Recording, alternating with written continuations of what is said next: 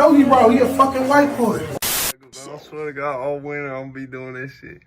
Like, share, subscribe, all that shit, right? So I want to talk on something very personal to me. Y'all motherfuckers might be able to gather this, but I've done some drugs in my lifetime, man. I've done some drugs y'all ain't never even heard of.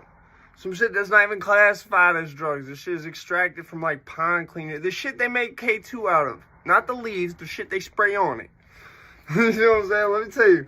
There's K2, and then there's K2. And then there's K2. This whole video gonna be about K2 type drugs. Yeah, you know them RCs, fake acid, fake all that other shit. The shit that give you it analog. It analogs the feeling of the drug. Or it, in some cases, like 1960s, was probably one of the earliest uses of a RC. I think it was LSA, was in the yellow sunshine tabs, which were acid. But it was almost like when the CIA bought all that acid. Yo, they bought the world. A lot of people don't know this. CIA bought the world supply from Albert Brinkelhoff in Switzerland of LSD in the like 1949 or 1950 or some shit. Like during Eisenhower's presidency. CIA is formed. They used to be the OSS. They buy the world supply of acid. And then about 20 years later, Charlie Manson happens, right? And during that time, right before that time was when the yellow sunshine tabs came out. And the thing was like they were trying to find what they could do with it. Could you completely make a Manchurian candidate? Like, what could you do with it?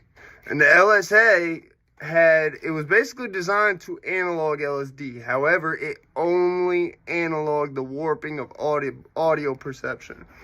It did not have any visual effects.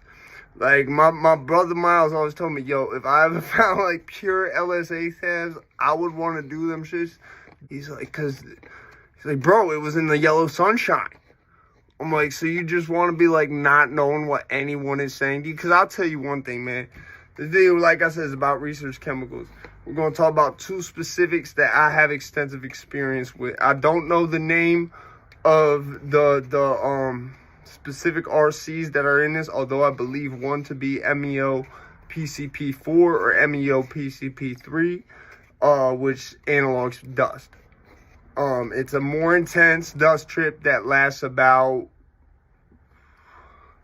like 1/12 of the time. Like it lasts 15 to 30 minutes tops. It's like if you had dust that made you like to the point you couldn't be around people, but then it only lasts about the same amount of time that it takes for weed to wear off. And so like, yeah, like this shit, it always, especially if you was around somebody who wasn't on it when you smoked it, you would be so fucking uncomfortable you'd have to leave their presence. Like, the only other shit that I had happen on it was probably weirder than that. And the weirdest part is still yet to come.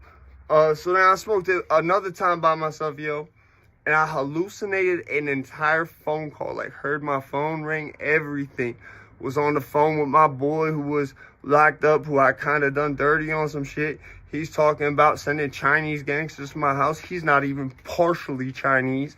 Keep in mind, that just shows you the mindset this shit had me in. After like 15 minutes of like locking doors and like getting like armaments together and shit, all of a sudden, my mom's like, yo, what the fuck are you doing running around the house with all that? You got a blowtorch and you got the dog. I left the blank there for a reason. And I said, I was like, yo, I swear to God, Lenny's sending Chinese gangsters to the house. She's like, what do you mean? I'm like, here, I'll go get my phone. I go get my phone. It hasn't even rung. The last call is from the day before. Like, I hallucinated this whole shit, like, believed it. Like, I was told back to do it and everything. But that's not even the weirdest part about this Bizarro shit. Keep in mind, it's called Bizarro. And from what I could tell, it analogs dust.